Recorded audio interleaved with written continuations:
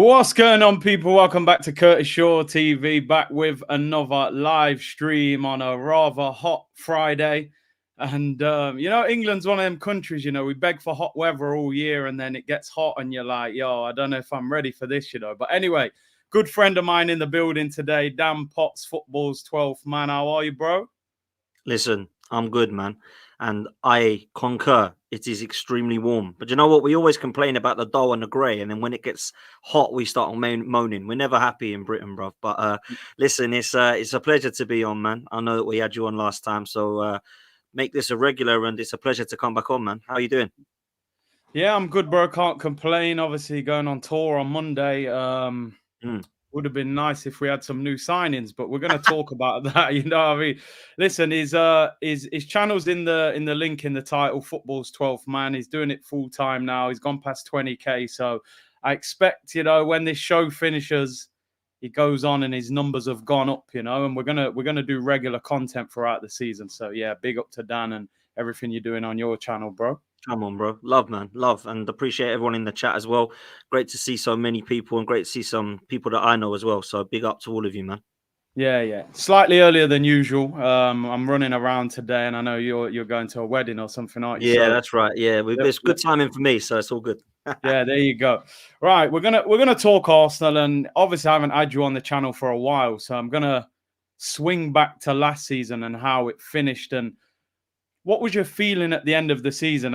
People know about me. I felt it was a huge missed opportunity. You look at certain games, Villa, and I think if you get beat to Man City or you lose to Liverpool at Anfield, or you can sort of understand that. But I think, Fulham and West Ham and Villa and those games, it feels like that's where the title went. What was your feeling at the end of the season? Was it mixed feelings, or how did you feel? Yeah, it's hard because a lot of people were believing right until the last kick of the very last game of the season. But I think there was only really yourself and I, maybe a couple others, that felt that the Aston Villa game was it. And I really do believe that. And I remember my fan cam with Robbie so well that everybody around me was like, stop it, don't say it, sticking their fingers in their ears, la la la, bury their head in the sand. It ain't gonna happen, it's still ours.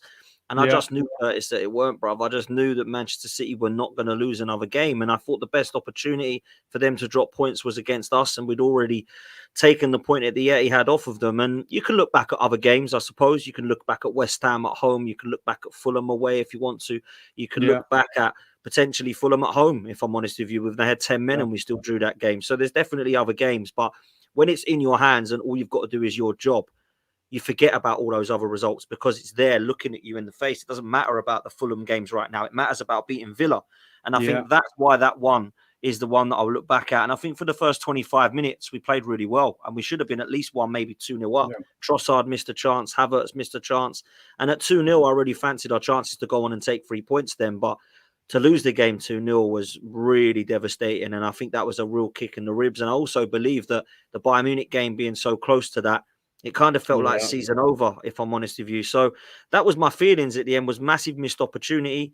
I believed that for the last 2 years, there was probably 2 or 3 weeks of the season where I didn't want to say it, but I was like, I think we might win the league, I think we might. And there's always that doubt in my mind, Curtis, until he can get it across the line and shut me up. There's always the doubt I have about the manager that can you do that?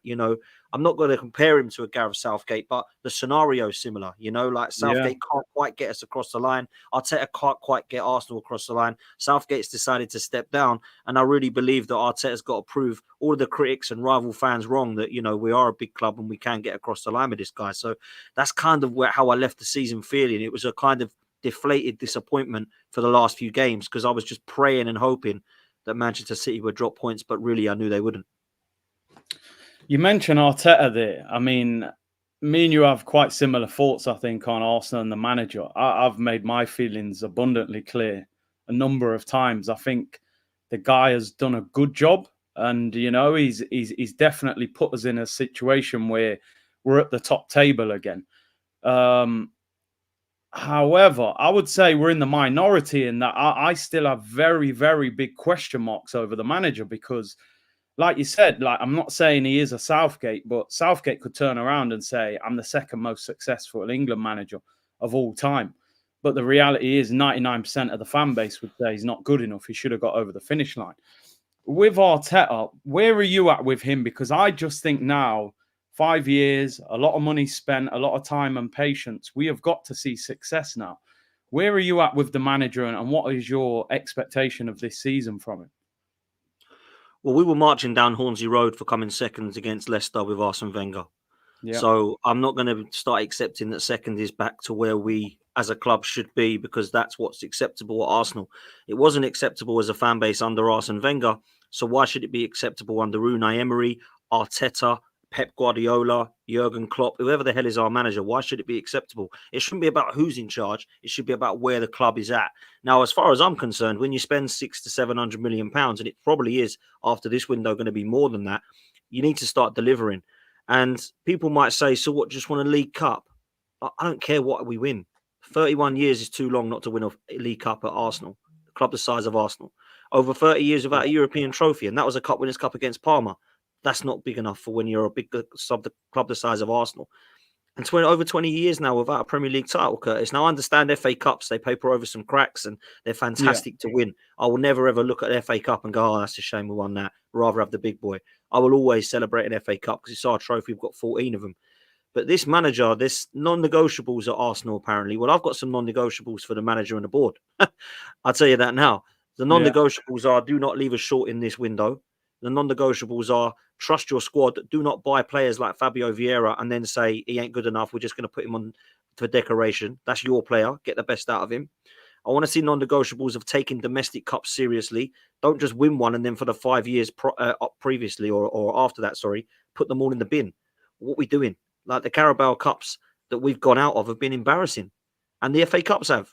Now, I understand we've had Liverpool and Man City in the last couple of years, which is quite hard draws on Arsenal, right? Yeah. But since he's won the FA Cup, we've lost to Forest and we've lost to Southampton and teams like that people forget about. So I believe we should be going for every single competition and taking it seriously. That's what Pep does. And winning breeds confidence, Curtis, right? We get to February and we've got the League Cup. That's the first thing you win. You win that in February, breed that confidence. You've got February, March, April, May to go for the Premier League title. Because that's what I want this season. People say, do you just want a League Cup? No, I want a title race and a trophy. Yeah. That's what I'm demanding. So if we don't get that, I don't think I can sit there and defend anybody that has the saying, I think it's time for a change. I can't defend that and go, no, of course, hang on a minute, don't change it. Well, we've had 5 years, we still haven't won silverware. So a lot of people said last season there's context as to why we don't get rid of him. And I actually believed that to be the case. We took Manchester City to the last game of the season. It'd be incredibly harsh to say, no, see you later. But I think if that happens again and we finish trophyless, I'd find it very hard to stick by him, mate. I really would. Yeah. No, listen, and I think, we're going to talk about the transfer window and what's not happening at the moment. But I think if the club aren't pushed by the fan base, they will do what they can get away with in terms of the ownership, because the ownership don't view the club the way that we view the club. We're desperate for success. We love the club. We talk about it every day.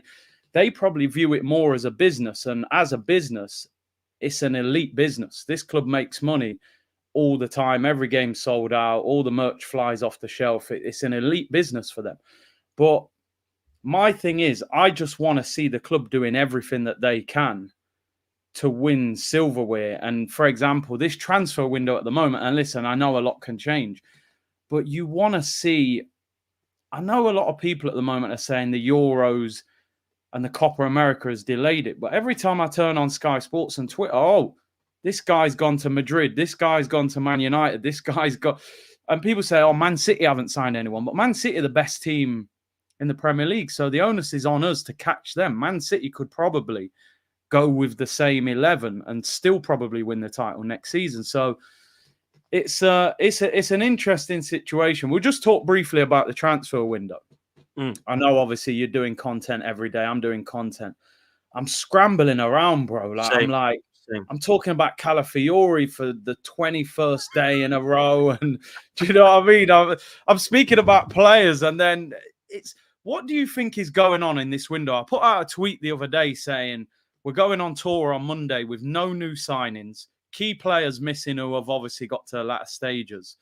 And we've got difficult opposition. I remember when we lost to Man United last year, in pre-season. There was a lot of angry fans that day who'd said, I've paid $300 for a ticket and we've just been smashed by Man United. So do we need to be patient and just say, don't worry, the window's open till the end of August? Or is there reason for concern with this window? Well, there's reasonable concern when you can't get a simple signing across the line 4 weeks later. I mean, Fabrizio Romano is doing what we're doing. He's recycling tweets, brother. I've not seen him do that for a long time, right? Yeah. You know what I'm saying? So if Yeah, Calafiori wants to come to Arsenal, Bologna wants Yeah. to sell him, Arsenal want the player, this should be a simple deal, but something's holding it up. Now, I don't know if it's us scrimping and saving for money. That's being one of the reasons as to why it might be holding it up. The other reason for stalling it is they were looking at Kivior. Kivior's not Yeah. interested in going there. And the other thing that could be holding it up is this 50% that Basel are owed. So there's a lot of other parts of this deal that isn't as simple as what people are thinking. But that's fine for me. If you got that and you think, you know what, it'll get done, but it's just a few million we're trying to sort out. Yeah. Let's do something else as well, right? Simultaneously. Let's not just concentrate on this one. And then once we get him in, we go, right, who do we want now? Let's concentrate 4 weeks on getting this guy in. Like, we need to be better than that, you know. And I'm looking at Edu now because I can't look at Arteta for stuff like this. I have to look at Arteta on it. Edu needs to do his job. He's had a lot of time here to target who he wants. He's had a whole Euros to look at and say, right, who's going out? Who's come back home? What's the Copa America looking like? And we're doing nothing at all. And the only thing that we're doing is trying to scrimp and save over a couple of goalkeepers that no one's going to get excited by, right? So this Tommy Stepford and Dan Bentley. I mean, paying 50k for a Bentley is actually quite a cheap Bentley, but for a Dan Bentley footballer, right, you ain't going to get him. So what are we actually doing here? Like, is that somebody we want? Because Wolves have just laughed at us and we've now moved on because we've clearly insulted the player and the club. That's bad moves from Edu if that's the case. Now, Tommy Setford, I don't know anything about him, but he's pretty easy to get from Ajax. I reckon it's going to be no more than $1 million tops with everything included. And he's going to probably be the third choice goalkeeper. But, mate, we still need a 6 and an 8. We still need a winger. People want us to get a striker. We've got a lot of work to do, Curtis. And in 4 weeks, we kick off, mate, the season. So this ain't long now. They're leaving it lastminute.com. And I know that people will say, and I've been guilty of this, well, it's not that busy in other clubs, but I don't care. I care about Arsenal. I don't care who Liverpool haven't signed or Man City haven't signed. And let's be real, Man City have got their squad. Man City don't need 5 or 6 players. Arsenal do. So that's where I'm at with it. I want it to move on now, sharpish. And if this deal falls through, this Calafiori one, I will lose all faith in Edu. I'll tell you this now, because there is no excuses with this one. If they want £50 million, we pay £50 million. We did this with Ben White, if you remember, bruv, 3 years ago now. We offered 38 million, then 41 million, then 43 million. And they're like, no, 50. Okay, 45. No, 50. And then we went, okay, 50. And it took 2 weeks to get this guy in the door when clearly he wanted to come. I can see this being the same. And, you know, I'd give it a 7 or an 8 out of 10 as much as I believe it will happen. But there is always that kind of 2%, 5% that may you know, see it fall through. But, bruv, it's not good at the moment. It ain't looking great. You know, I'm not excited at the moment. The thing is as well, I think the last 2 years, a big reason why we've had good seasons, we've gone on tour with new players. You could see them settling in, they're playing games. It helps as a player to spend that 4 or 5 weeks with the group. So you think, well, if you're going to make big signings at the end of the window, give them no pre-season. I mean, people are saying in the chat, do you think PSR is having a big effect on Arsenal? Is it? I mean, I can't understand why we haven't signed one player, and we actually haven't sold one player for cash in this window. I know Nuno Tavares is gone, but that's an obligation that they'll start paying next summer. So do you think not selling players is stopping us from actually investing? Well, I think in the coming days, if we start seeing a bit of a clear out, that'll be your answer. If we see Smith Rowe go to Fulham and we see Eddie go to Marseille or a Premier League club, if Nelson goes to West Ham, if Tierney sold, Ramsdale sold, we'll be like, so PSR was an issue then. Because I've got to say this, like, I personally believe that the PSR thing is a joke. I've got to say that. Yeah, and I agree. I don't think it has helped even the playing field out whatsoever. I think it's benefited Manchester City, believe it or not, because they've got their squad. They don't need to spend hundreds of millions of pounds. But Newcastle, who have got £350 billion in the bank, now aren't allowed to catch up with City because they can't spend it, even though they've got it sitting there ready to go on whoever they want. So that's not right for me. And as for the Bruno Guimaraes scenario of £100 million release clause, if PSR didn't exist, Arsenal or City probably could have released that clause. But because it was in last year's funds or finances, nobody could Yeah. release that 100 million clause. So now we've got to see if he is available for 80 or 90, which Newcastle are probably going to say no to. So stuff like that has affected other teams doing business. So I think the Copa America, the Euros, and PSR has definitely slowed things down. But it still is inexcusable because the players Arsenal were linked with, bruv, it ain't hard to get them. I mean, Nico Williams is 49 million release clause. Eze's got a release clause. Miko Marino, they're saying 20 million pounds. Calafiori, 40 million pounds. Goalkeepers for pennies. Like, what's happening here? We're not going for like another Declan Rice or a couple of signings, are we? Do you know what I'm saying? So it's bizarre, man. And like you said, I mean, when you look at the Arsenal team, we spoke about this on your channel last week. Really, you're only thinking a left back, a centre midfielder to play next to Declan Rice, and a striker to go into the actual starting 11. Then you probably need a backup goalkeeper and somebody to challenge Saka. So straight off the bat there, you're looking at 5 players free to maybe go in the 11. And even the left back, you could possibly start Timber at left back if he's recovered well from the injury. So I don't even look at it as a difficult window to get done. And that's what's so frustrating. Like you said, they're saying Marino, Arteta spoke to him and blah, blah, blah. £20 million. It's easy business. The striker, just briefly, when I came on your channel, I said that if Arsenal don't sign a striker this summer, I don't think we win the title next year. It's a strong statement. Some people don't agree because we scored 90 goals last year. So on paper, you would think maybe that can get us over the line. But I think at key moments, Havertz is not going to win you games. And you saw that with Germany in the Euros. What's your thoughts on the striker situation and what we should do? And who would you like to see us go for if we did? Yeah, I believe that we need a striker. And it's not because we don't score goals. It's not because we have rubbish centre forwards. I think Havertz is a good footballer and he's been effective in the 9. I think Jesus is an unbelievable footballer in terms of his skill and what he can do on the football, but he's not clinical. Where the ball goes through one-on-one, Curtis, in the whole of our front players, whether you go from Saka to Eddie, there's only really maybe 1/2 players I have faith in front of goal. Trossard is one of them. He is definitely the best finisher at the club. And you could say Saka and Martinelli because the form of Martinelli, although it dropped the season before, was electric, and I thought his finishing was quality. And Saka, to be fair, at times was similarly the same. But there's nobody that you go through and you think, wow, goal. There's nobody you would want to throw all your money on to go, that's in. So when Haaland goes through, you know it's a goal, right? I know it's hard to get another Haaland, but we need to look as close as we can to that. And for me, if I was, Edu and Arteta, I would be saying, right, we had a really, really good summer window with Declan Rice, and we lumped a lot of money on him. All of our money is going on Alexander Isak. Yes, we'll buy other players, but we need to get 100 to 120 million here stuck on this guy because he needs to be our number 9. That's what I would do because that moves the needle. And the rival fans will look and go, oh my God, you're joking. If we was to sign an Osimhen or a Gyökeres or even a Tony, people would still go, that's good signing potentially.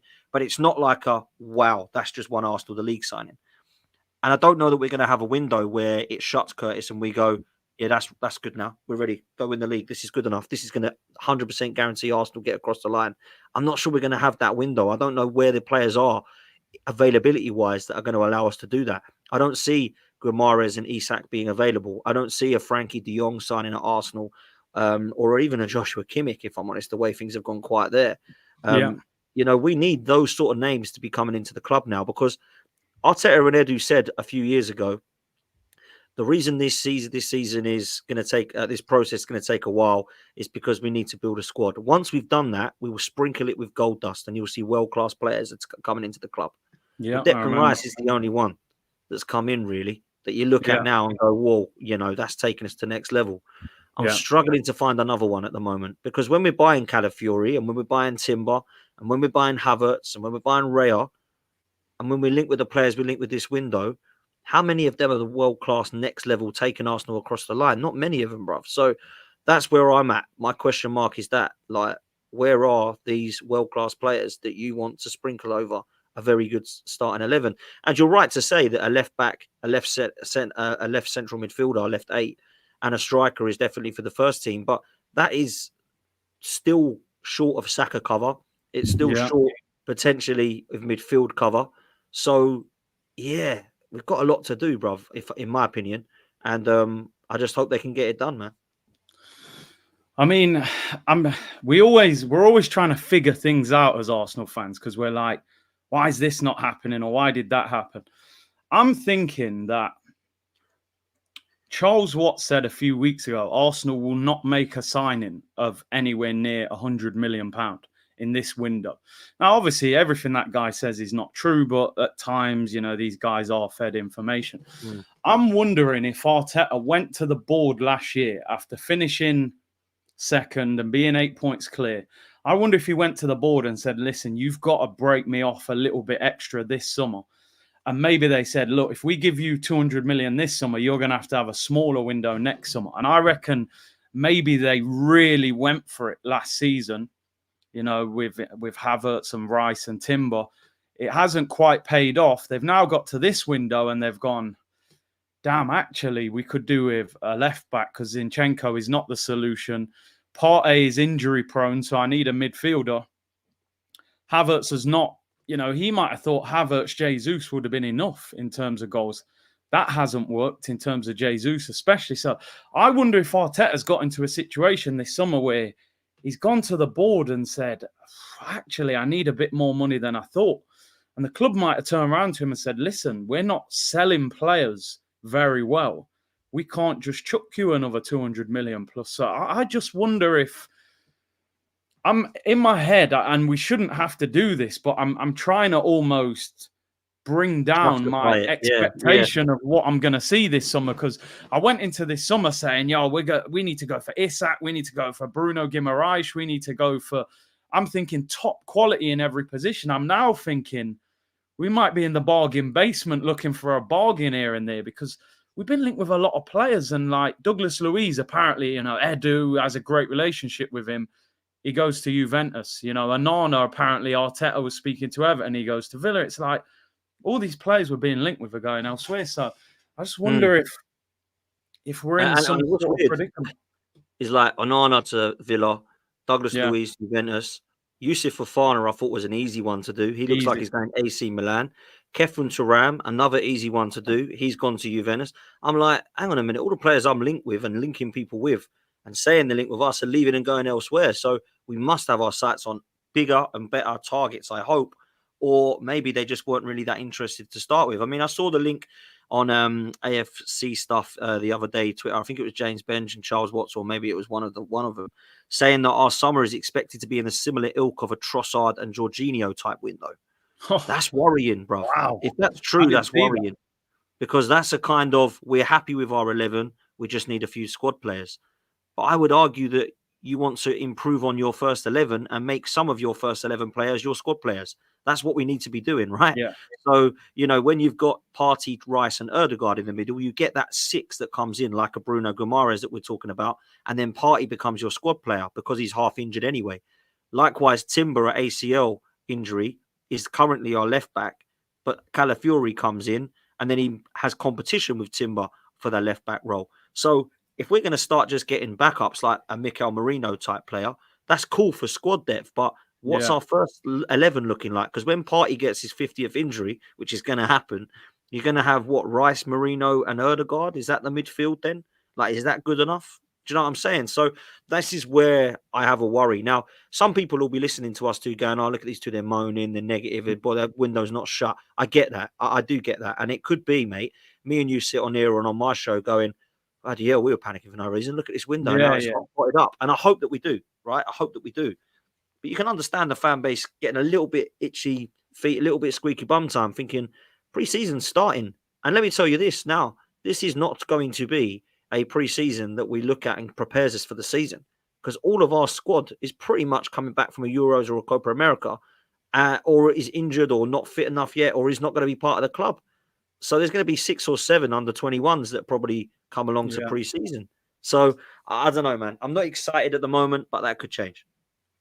And listen, like you said, things can change quickly, but evidence suggests in the past, as Arsenal fans, we start a lot of seasons and we go, okay, we didn't quite get everything we need. We've done that in the past. And again, I'm looking at it financially.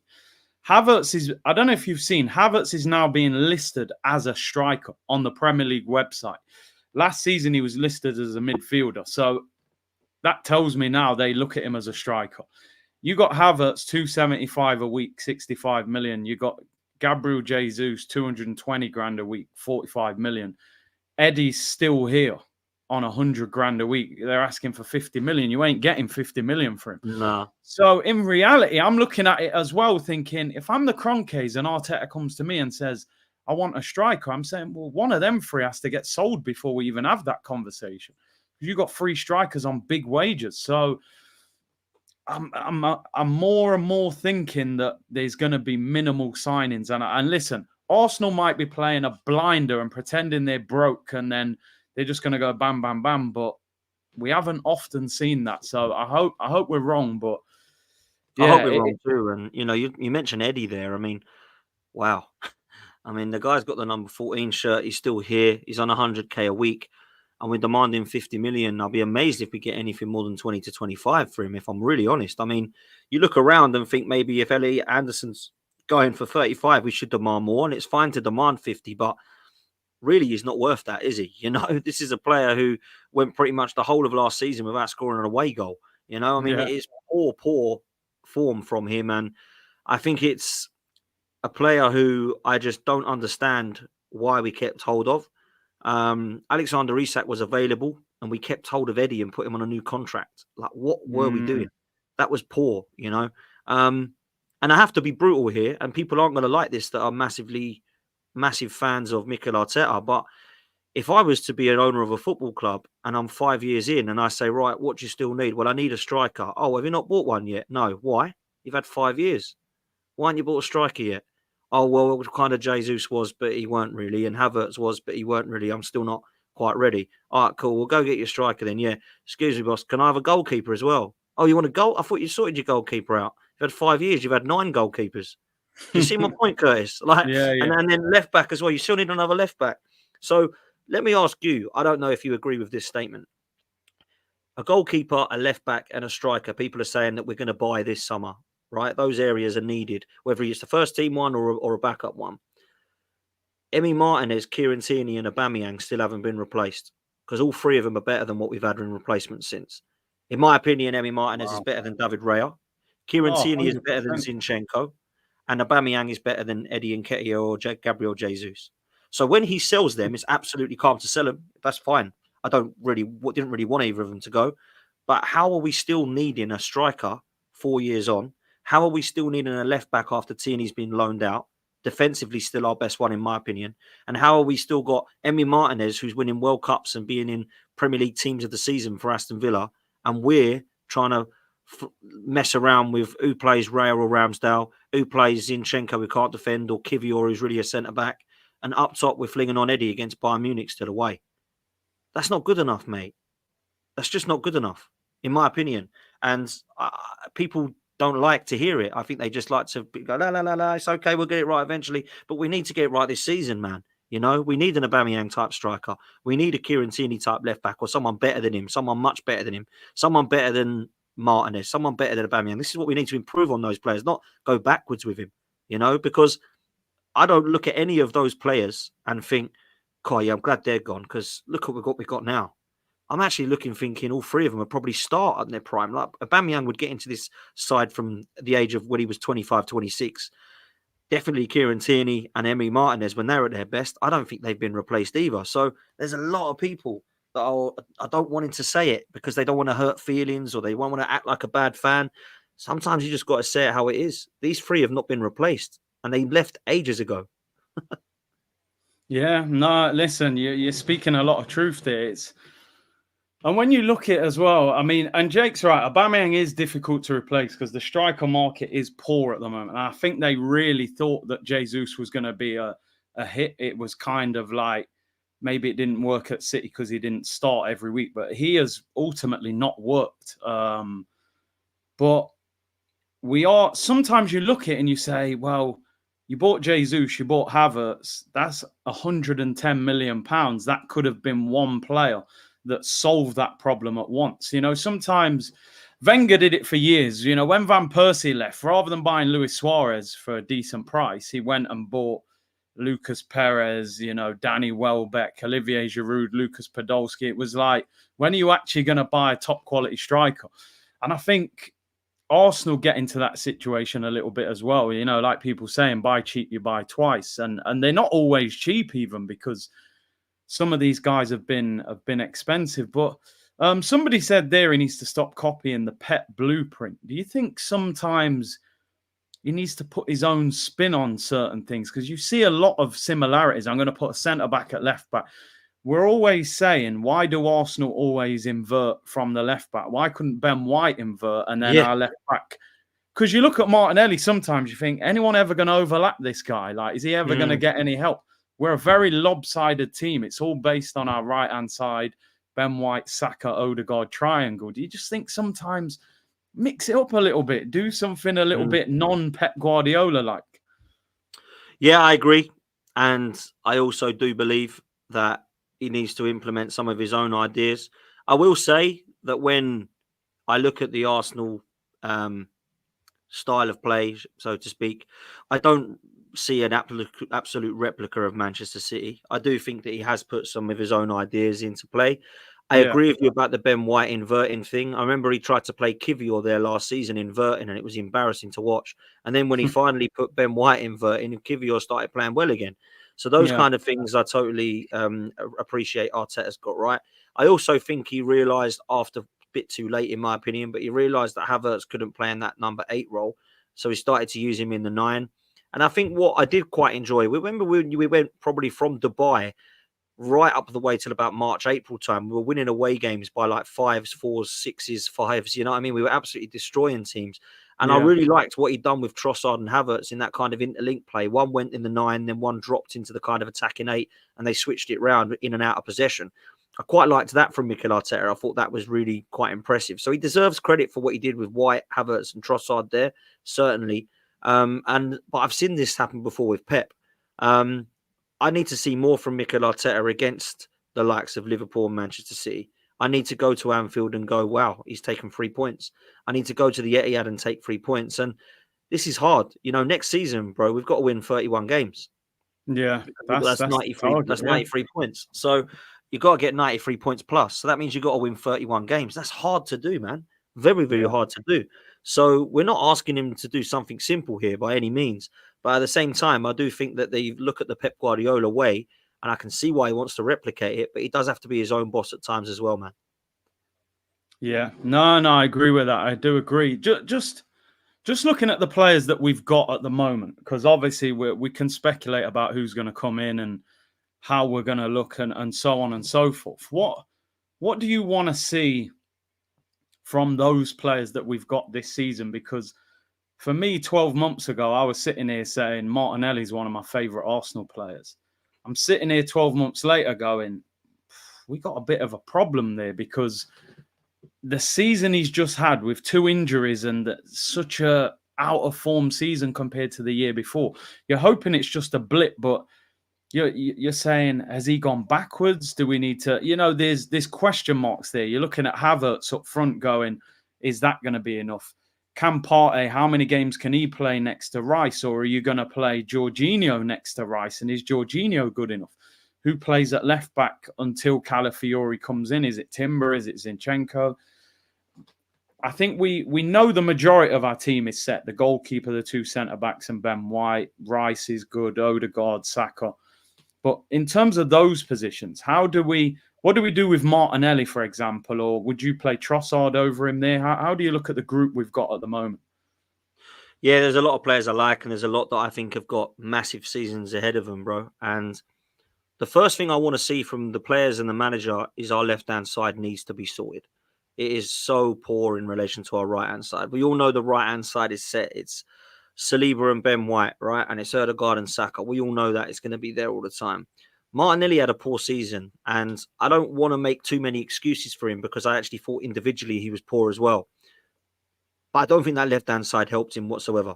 Yeah. I think when you've got a different left-back behind you, one time they're inverting, next time they're not inverting, then they're playing more of a centre-back role, whether it's Kivior, whether it's Timber, whether it's Zinchenko, whether it's Tomiyasu. Then in the left-hand side of the 8, you got Bryce playing there sometimes. Havertz started there. Trossard played there for a bit. Vieira played there for a bit. Smith Rowe come into the mix and played there for a bit. That's too much chop and change. And then the left-hand side, Trossard and Martinelli. Well, Trossard actually forced Martinelli out of the side, and rightly so, because he was banging him in, right? Yeah. Different number 9 each week as well, whether it's Jesus, whether it's Trossard, whether it's Havertz. So first of all, you're right. We have to sort out our left-hand side. But the individuals that I think have got big seasons for us, if he stays, Zinchenko, what's his role? Is he the inverted type? Is he going to play more in left 8 of midfield? That's a big question mark. I'm not going to throw Timber into the mix because personally, he's had a massive injury. I do like him a lot, though. Yeah. Martinelli, for sure. Martinelli is one. He has to find his form from the season before last because it was phenomenal when we needed it. I have to say, Fabio Vieira, what is his plan with him? Because Fabio Vieira was bought for 35 to 38 million pounds and he's still trying to get in the first team. I don't rate him. I don't think he's suited to the Premier League. I think there's a difference between being weak, Curtis, and being lightweight. Yeah. You can be like Messi, who was lightweight but wasn't weak. This guy's both. He's lightweight and weak. He gets pushed off the ball too easily. He doesn't suit the league. And although he's got a wand of a left foot at times and a great way to pass, I don't see it enough. So I don't think he, will be here after this season, in my opinion. But he's got a big season to try and prove himself. And I've got to say it, the other one is Gabriel Jesus, because injury-wise, he has to prove that he can stay fit for a season, and he has to nail down a first team and prove that he contributes, because it's okay coming on and doing it sometimes.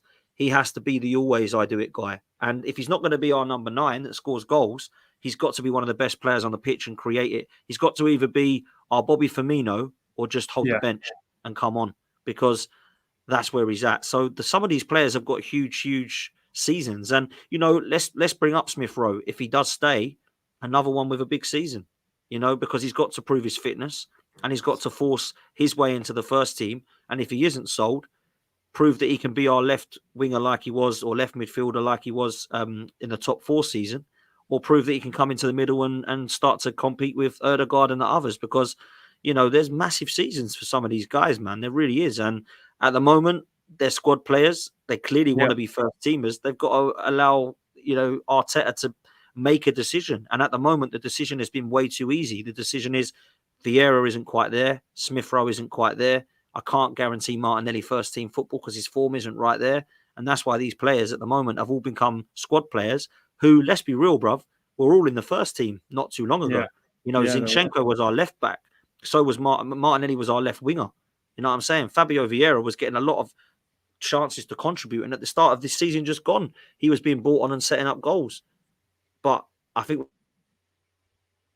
with this window to see who actually is going to be a part of the future of this squad, because if they are going to be, some of them have got massive seasons, bro. Massive. Yeah, no, I agree. I think in terms of Martinelli, listen, I think we got to give him at least another season. I think with his age, I always said with Martinelli, we signed him from the 4th division, so his upbringing in the game was very, erratic. Maybe he still needs that development and that game time and that coaching. I still think there's a player that, in terms of player sales, a lot of players being linked with moves, and Smith Rowe, I think there's been a decent offer, or 25 million. They want 40, but which players would you like to see sold this window? I mean, you mentioned there Fabio Vieira. For me personally, if there was a decent offer, I would get rid of him now. I've kind of given up on him because I don't see how he gets in the team, to be honest. And like you said, he's so lightweight. They bring him on sometimes right wing. That doesn't work. Centrally, Odegaard plays nearly every week, so he's not going to get in there. But looking at the group, who would you be looking to move on to try and raise some money? So I'm quite brutal with this because I just feel we need to be ruthless and we need to just move to that next level. The only way that we're going to do that, particularly around PSR, is by selling them and not holding on to them for sentimental value or reasons. I love the fact that Reece Nelson loves the club, but so do I. But I wouldn't put myself on the right wing. Do you know what I'm saying? I love the club like Eddie and Nketiah, but I wouldn't be played up top just because I love the club, right? So we have to be ruthless. I'll go through each department. Personally, Ramsdale stays at Arsenal for me unless we get £30 million for him. if we don't get £30 million, I'd keep him as my backup because we're not going to get anyone better than him, right? But he would be one that I would sell if someone wanted him for £30 million. In defence, Zinchenko, excuse me, he'd be the only one that I'd sell in defence. I actually would keep Okay. Kivior because I think at left centre back he could actually give us some cover, and I think as a centre back he's fine as cover, but as a left inverted player, he's not really for me. But Zinchenko, I don't want to sound harsh, but me and Troops were talking about this on his channel, on my channel, and there's two incidents I think potentially could have cost us the title, and it involves Zinchenko over the last couple of years. At Anfield, where he's getting skinned and skinned and skinned, and then the equaliser after being 2-0 up comes down his side again after getting nutmegged by Trent. Not good enough. Against Fulham this season, where we drew the game where they had 10 men, Zinchenko is prattling around with it, gives the ball away, gives away a corner, and they score from that corner. I'm looking at Zinchenko against Salah this season at Anfield. He's got done so many times. You know where he's going. He's only got 1 foot, Salah. He's cutting inside. He cuts inside and he scores on Zinchenko's side again. So I've seen enough of him. And it's time for me, anyway, if we was to get Bayern Munich, Vincent Company interested, as we hear, for 20 million, 25 million, 30 million, if they're going to be starting putting that in, I'm going to say see you later. In midfield, I don't think we can sell Partey or Jorginho at the moment because we don't have anybody that's there to cover for him. Declan Rice is the only box-to-box midfielder we got. But I do think that there's a potential to sell some of our attacking players. Reece Nelson is one of them. If we can get 15 to 20 million for him from West Ham, I think we should sell him. Oh, yeah. I would sell Fabio Vieira, but I can't see any interest. I don't think we're going to be getting anywhere near the 38 million we paid for him. We're certainly not going to get, we'll probably do well to get half of that, if I'm honest, the way that he's started at Arsenal. So if anyone did want him for 20 million to take a punt, then I'd say, yep, we can get rid of him. Smith Rowe, I wouldn't sell him unless Fulham are actually going to go to their 40 million. They said they're going to. That's what I would then start to look at, because for a player who's been injury prone for the last 12 to 18 months, I think it would be wise to get that much money in for him. Yeah. And I'd sell Eddie as the last one. I think if someone come in for 25, 30 million, I think we consider that, try to get with some add-ons to 35. And I think that would be good. And I think when you look at the amount of money we'd actually raised there, I think you could look and say that, yeah, it's quite a lot of players and we've got 150 million, which doesn't sound like a lot for 7 or 8 players, but actually it's quite good for how little football they've played. The only other one I have missed is Kieran Tierney, who I'd probably sell because he doesn't seem to have a future at the club and it's cruel to keep someone there who isn't going to be played. But other than that, Lokonga and Tavares have gone. Obviously, they haven't gone for money. They've gone for loan with obligations to buy or options to buy. But other than that, mate, I think most of those that I've spoken about, I would keep. That I haven't spoken about, I would keep as part of the squad. And we've got to add to it. You know, if we're going to be selling 6, 7, 8 players, we've got to bring like at least 5 or 6 people in that are going to be upgrade on that. So if you sell Eddie, you get a striker to upgrade on Eddie. You sell Nelson, you get a winger that can cover for Saka that isn't Nelson. You sell Smith Rowe, you're going to need somebody in there, or promote Ethan Nwaneri if you think he's good enough. In the central midfield, you still need to replace El Neni because he's gone. People will laugh at that, but he was a squad player. We needed to get rid of him, of course, but we upgrade on him. And then if you're going to get rid of Zinchenko, you need to obviously get in who we think will be Calafiori. So, yeah, and Ramsdale goes, we replace him. So all we're doing here, when people say, oh, Arsenal don't need 8 players, they do if they sell 10 of them. You know, we've got to keep refreshing it and keep upgrading it and improving the squad. And I think that's the way that we do it, man. Yeah, no, I agree, man. Yeah, show slightly earlier today. Busy day for me, and Dan's busy as well. So rather than 2 o'clock, we did it at 12. Big up everyone locked in, over 1,000. Make sure you like the video, subscribe as well, and make sure you go and follow Dan's channel, Football's 12th Man. Link is in the title.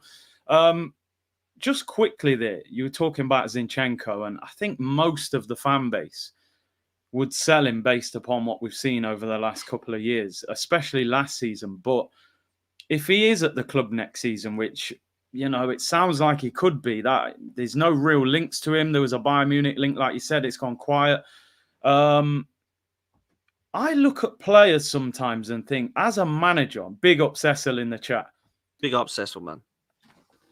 If I look at Zinchenko and think, okay, we all know that this guy at left back is not a good defender. And I've always said that playing at left back for Man City does not necessarily mean you're a good left back. Delph played left back and won the title. Zinchenko starts centre mid the majority of the time for his country. Should Arsenal, if Zinchenko's at Arsenal next season, should we not look at him as squad depth in midfield and desperation at left back? Because if you've got Timber, you've got Tomiyasu, if you've got, let's say, Calafiori comes in, you've got three probably defensively better options than him. So you have him as your fourth choice left back, and you have him maybe as a squad player in midfield, rather than keep, I almost look at Zinchenko at left back and think, well, the guy's not a left back. He doesn't want to play there probably. He gets dealt with by quick wingers. Rather than putting him there and we annihilate him when it goes wrong, why don't we actually say, put him in midfield where he plays for his country? So listen, if Zinchenko stays at Arsenal, I don't want to see him as a left back. Yeah. I just don't. I just don't rate him there. Defensively, he's not good enough. And as much as I can appreciate what he does offensively on the football in terms of that inverted role, let's be real, Curtis. How often is he in the left back area of the pitch or zone when he plays there? Never. He's either up top or he's in the central of midfield. So he can clearly play the left eight because he does it for Ukraine.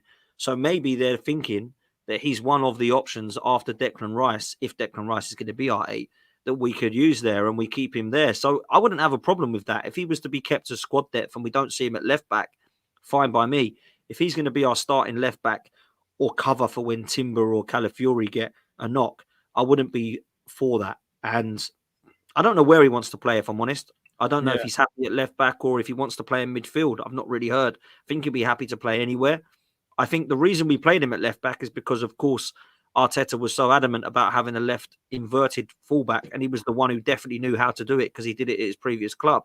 But we've kind of grown out of that now, in my opinion. I think we've been hurt too many times down his side to keep playing him there. So for me, I personally feel like it needs to go now to potentially Zinchenko being a squad player. And if he is going to be our backup left back, I'd just rather sell him, bro. I would. I'd just rather sell him now.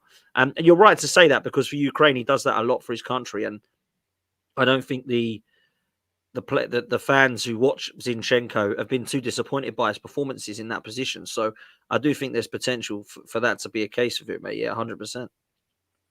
Isak saying, hey, Kurtson, Dan, what are your thoughts on Edison from Atlanta? His work rate and pressing is unbelievable. He's a perfect take for 30 million. Do you know much about him? Saw him a bit in the Europa League.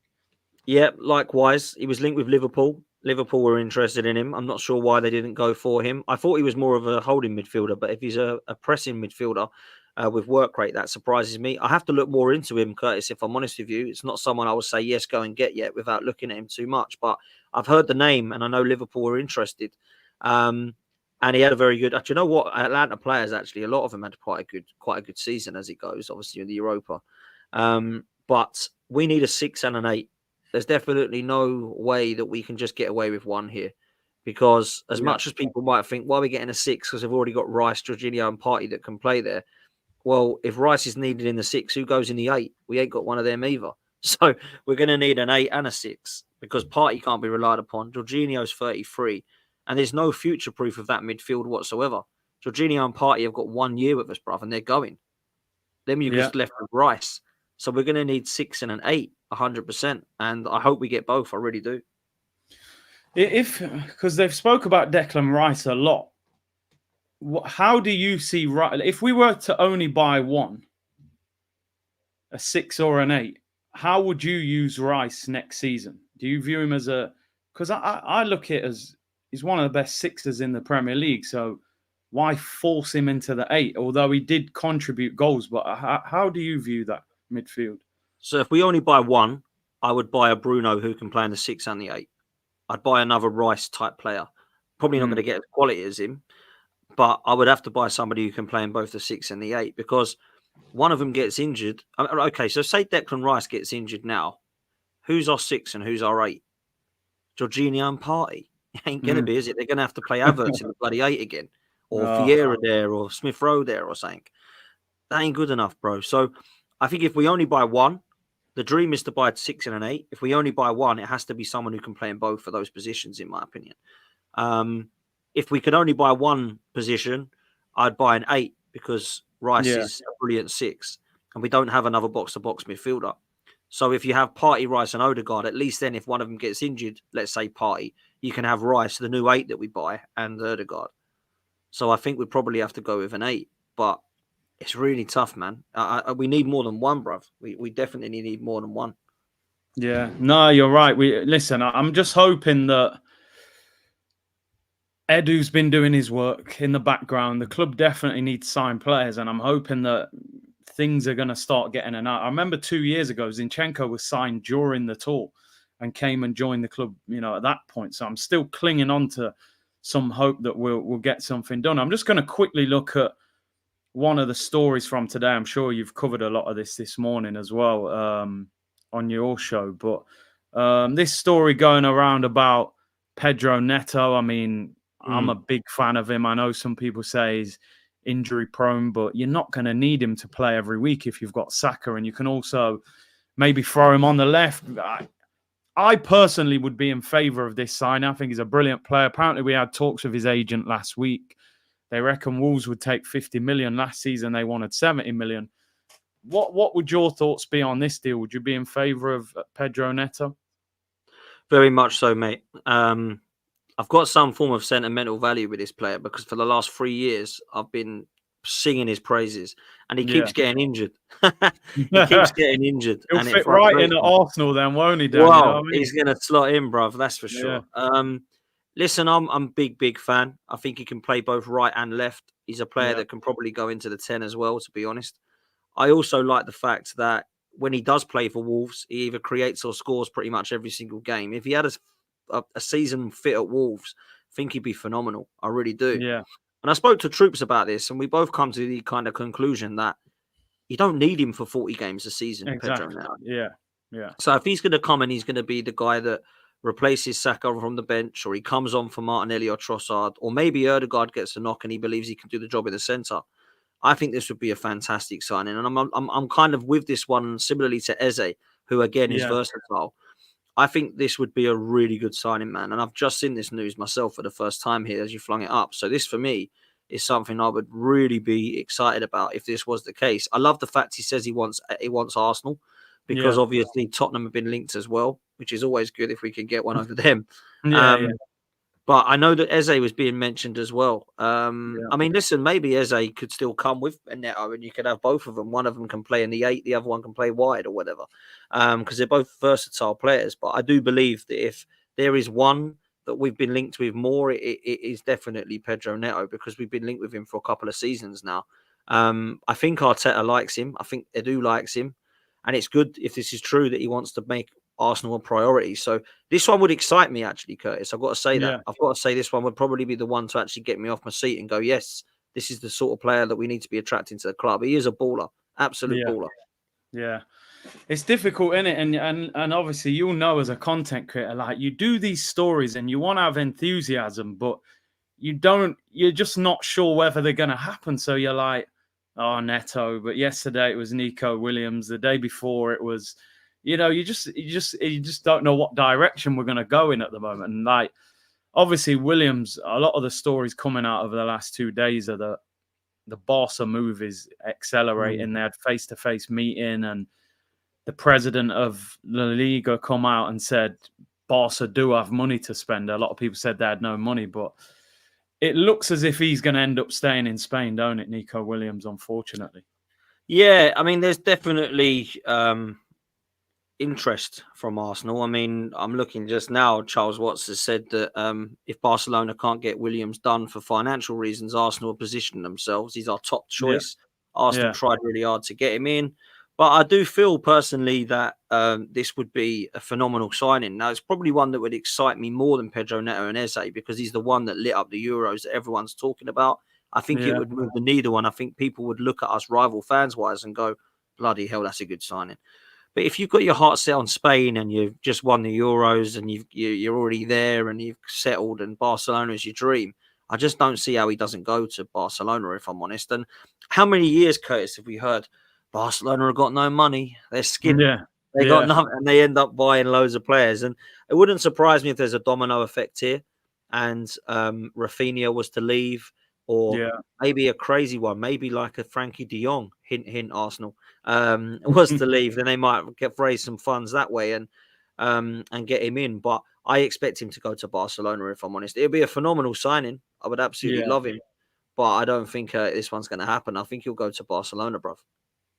You know what? You just mentioned Rafinha there. Wouldn't it be typical? We want Nico Williams, but Williams goes to Barcelona and we go and sign Rafinha. We've been Probably. linked with him for years, haven't we, Rafinha? Probably. Like, he lit up the place at Leeds. I thought he was great. I don't think he's been phenomenal at Barcelona. He's not a bad footballer, but he's not one that I would want. I'd rather have Pedro Neto over him. I'd rather have Eze. Rather have a Leroy Sané or somebody like that over someone like Rafinha coming in, man. Just to round up and big up everyone locked in, 1100 in here. Make sure you follow Dan's channel. Links in the title. Hit the like button as well, people. Give me what is your expectation? What is your hope for this season? I mean, obviously the hope is we win the league, but what is your minimum that would satisfy you for this season where you'd say, okay, Arteta, you have another year after that season? What's your minimum demand as a fan? Minimum for me is to put in a title challenge. And I mean, we go into the wire. We're not, in it till March and then we fail again. We're all the way. Similar to last season, and we win a trophy. We have to get silverware this season because we need this team to win something together, and Arteta needs this team to win something together. Because at the moment, it must be kind of embarrassing for him because it's like, well, I won an FA Cup. Yeah, with the team that you got rid of and replaced it with this lot, and you haven't won anything with this lot. So you have to now. For me, we have to win a trophy and we have to go for a title challenge. And I do believe that we can do both of those things. Hell, I believe we can win the league. I believe we can win the Champions League. Of course, I'm a massive Arsenal fan. I'll get behind them.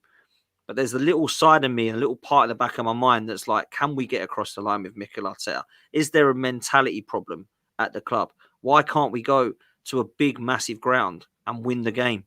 And I'm talking about going to Villa Park where we lost, St. James Park where we lost, Anfield where we drew, Etihad where we drew, Bayern Munich where we lost. Why did we go to those 5 grounds and not get across the line? That's a big question mark for me. Is that mental or is it just we're not quite there yet and you can lose any game? But why did we lose those games and not Brighton away or Brentford away or Burnley away? Why was it the big games that we couldn't get across the line with? So I think that's the big question mark for me.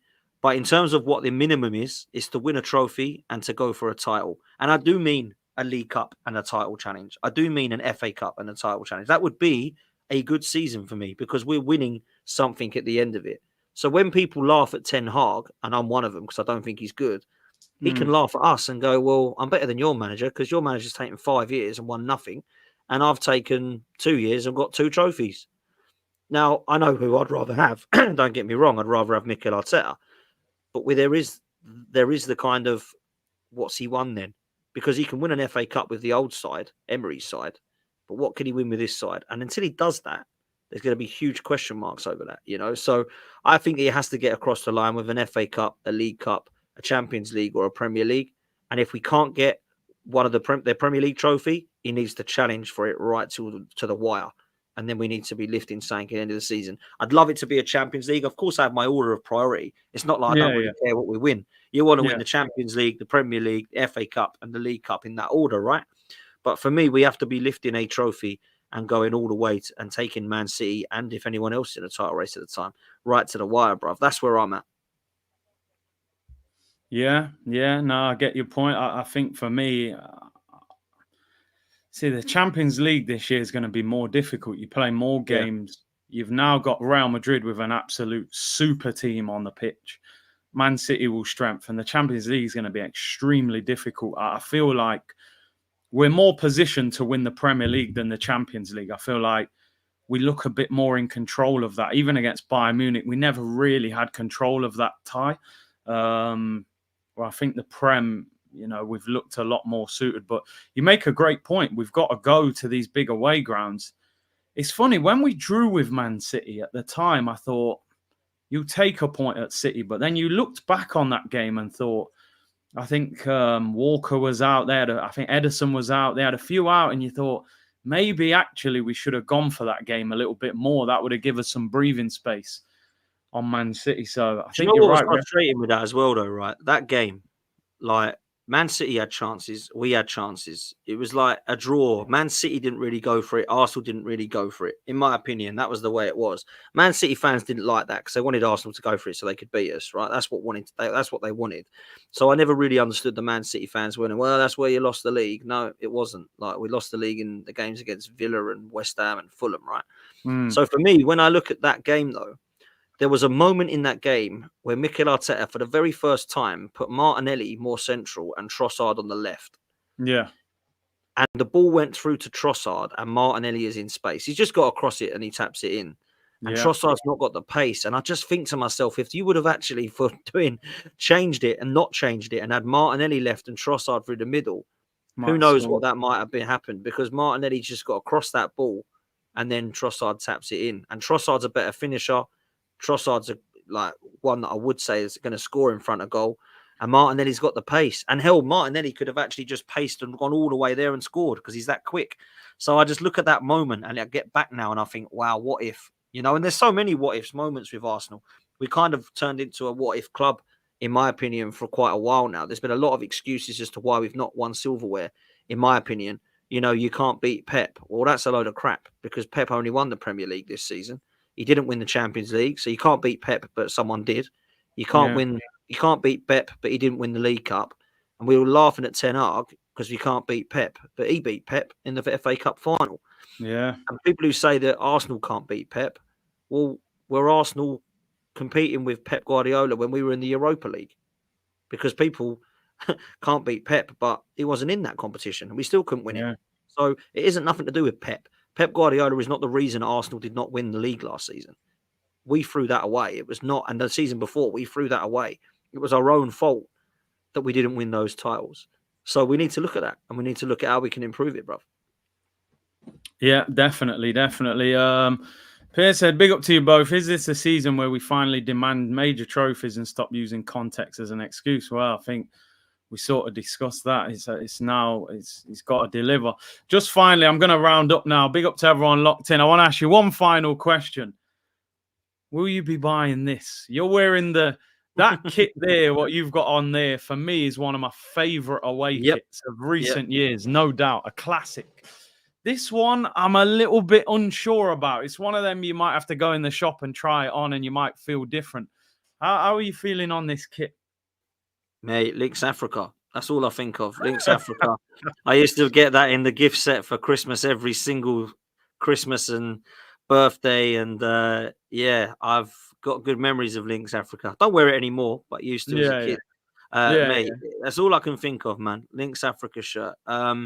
Obviously, it's got the links to Africa, and I'm not feeling it, Curtis. But I didn't get the last season as a away kit either. The yellow one with the map of Islington, and it weren't for me. I'm not a huge lover of that one. I'm not a huge lover of this one. However, as far as away shirts go, this is one of my favorite ones. The other one is behind me on my wall, the Bruised Banana kit. And I love the gold Sega one where Will toured or Dreamcast when Will toured scored at Old Trafford. They're the best away kits for me. I'm a bit old school, bruv. I like the black and gold to be our third kit. And I like red and white home and then yellow and blue away. I'm a bit old school.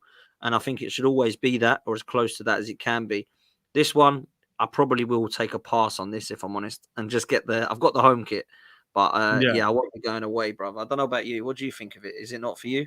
I'm not sure. It hasn't captured me. I like the theme, what they're doing, and they're very smart. We know Arsenal, when it comes to PR, they're brilliant, and when it's merch, they're brilliant.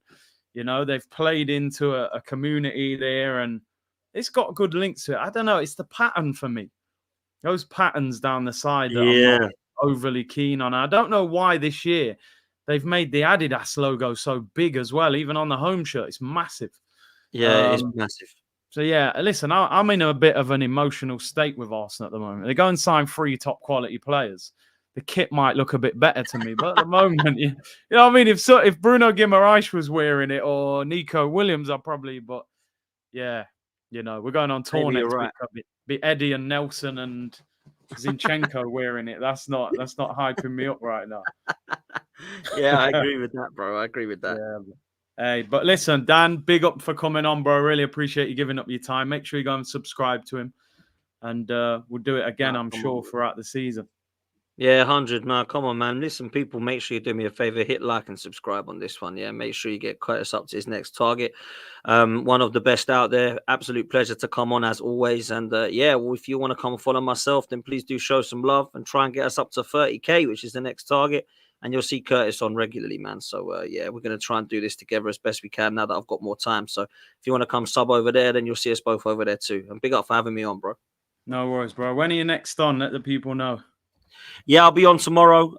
If you do want to go check out the latest I've put out, there's a clip from last night, which is hilarious. If you want to go and laugh at two Chelsea fans having a go at each other, then please do. It's normally Arsenal fans having a go at each other, right? But obviously, I do a lot of content on my channel, which is not just about Arsenal. We had a chat last about Chelsea and the ownership, and it was quite funny. It got very heated, so please go check that one out. I'll be on Monday to Friday, 8:30 in the morning with all transfer news, and back this weekend with more Arsenal stuff as well, man. So yeah, please go check it out. Thanks, bro. Yeah, no worries. I'll have some pre-recorded stuff on tomorrow, and then I'll be back on stream on Sunday, people. So big up, Dan. Appreciate everyone locked in, and I'll see you all tomorrow, people. Bless.